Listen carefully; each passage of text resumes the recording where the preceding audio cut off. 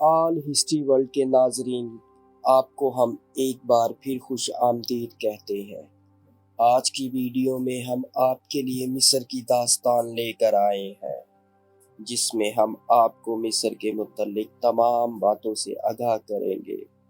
Video میں آگے بڑھنے سے پہلے ہمیشہ کی طرح ہمارا چینل سبسکرائب کر لیں اور بیل آئیکن کو دبانا نہ بھولیں۔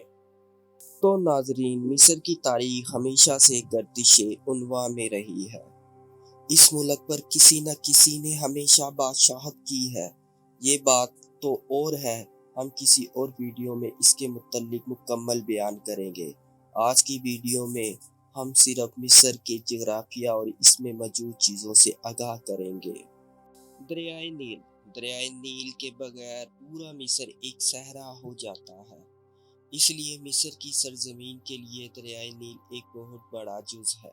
پورے مصر میں ہر سال تقریباً 2.5 سینٹی میٹر بارش ہوتی ہے، لیکن موسم گرما میں ایتھوپیا میں بہت دور جنوب میں دریائے نیل اپنے پانی کو صرف بارشوں کی وجہ سے سراب کرتا ہے، اور بائی چانس زیادہ بارش ہو جائے تو پھر یہ سیلاب کی صورت میں وادیوں کو ڈھانپ دیتا ہے، اور اس کے ساتھ ساتھ پودوں اور فصلوں کو اگانے کے لیے بھی اسی دریا پر منحصر کیا جاتا ہے۔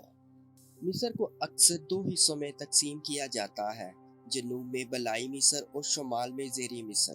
ان حصوں کا نام اس لیے رکھا گیا ہے کیونکہ دریائے نیل جنوب سے شمال کی طرف بہتا ہے۔ یہ دریا ملک کے شمالی ساحل پر بحیرہ روم میں گرتا ہے۔ جنوبی مصر کا منظرنامہ نچلے پہاڑوں اور صحراؤں پر مشتمل ہے۔ شمالی مصر میں دریائے نیل کے قریب وسیع وادیاں اور مشرق اور مغرب میں صحرا ہیں۔ مصر کا دارالحکومت قاہرہ کے شمال میں وسیع و عریض دریائے نیل کا ڈیلٹا ہے۔ یہ زرخیز زمین پوری طرح کھیتوں سے ڈھکی ہوئی ہے۔ مصر مختلف قسم کے جانوروں اور پودوں کا گھر ہے، جس میں چیتا، ہائنا، مگرمچھ اور کوبرا سانپ شامل ہیں۔ مصر کی جنگلی حیات کو دیکھنے کے لیے بہترین مقامات اس کے 21 محفوظ علاقوں میں ہیں، جن میں نخلستان، صحرا، پہاڑ، ساحلی علاقے، دریا کے جزیرے اور گیلی زمینیں شامل ہیں۔ مصری ہمیشہ قدرتی دنیا کے قریب رہے ہیں۔ قدیم مصریوں نے ہاتھی، کولے، چیتے جیسے بڑے بڑے جانوروں کی پینٹنگز اور نقش و نگار چھوڑے تھے۔ یہ جانور کسی زمانے میں مصر میں عام تھے، لیکن شکار اور رہائش کے نقصان کی وجہ سے اب یہ نایاب یا ناپید ہو چکے ہیں۔ نیل کے کنارے رہنے والے لوگوں نے شکاری اور ماہی گیری سیکھی تھی، جو 8,000 سال پہلے وہاں آباد تھے۔ انہوں نے فصلیں اور جانور پالنا سیکھا، اور انہوں نے گاؤں اور قصبے بنانا شروع کر دیے۔ انہوں نے پڑوسیوں کے ساتھ تجارت کی اور کشتیاں چلانا سیکھ لیا۔ 3000 قبل مسیح تک ایک تہذیب قائم ہوئی۔ تقریباً 31,000 مسیح قبل میں بالائی اور زیریں مصر کی سلطنتیں ایک طاقتور بادشاہ کے تحت متحد ہوئیں، جسے بعد میں فرعون کہا گیا۔ ان بادشاہوں نے بڑے بڑے ابراج، مندر اور دیگر متاثر کن یادگاریں تعمیر کی۔ انہوں نے دوسری زمینیں بھی فتح کر لیں۔ تقریباً 90% مصری مسلمان ہیں، جس کا مطلب ہے کہ وہ اسلام کے پیروکار ہیں۔ تقریباً 10% مصری قطبی ہیں، جو کہ عیسائی مذہب کی قدیم شاخوں میں سے ایک ہے۔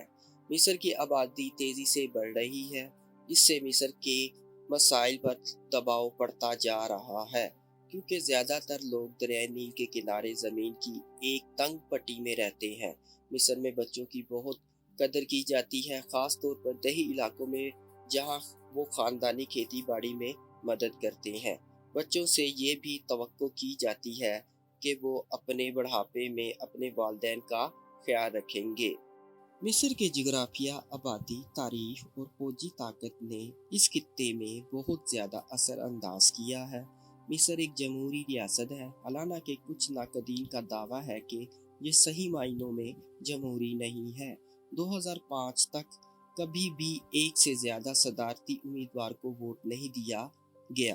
مصر کے سب سے قیمتی وسائل تیل اور گیس ہیں، جو دوسرے ممالک کو برآمد کیے جاتے ہیں۔ دیگر برآمدات میں دھاتیں، ٹیکسٹائل، لائف سٹاک اور کیمیائی مصنوعات شامل ہیں۔ سیاحت پر بھی مصر کی معیشت کا ایک اہم حصہ ہے۔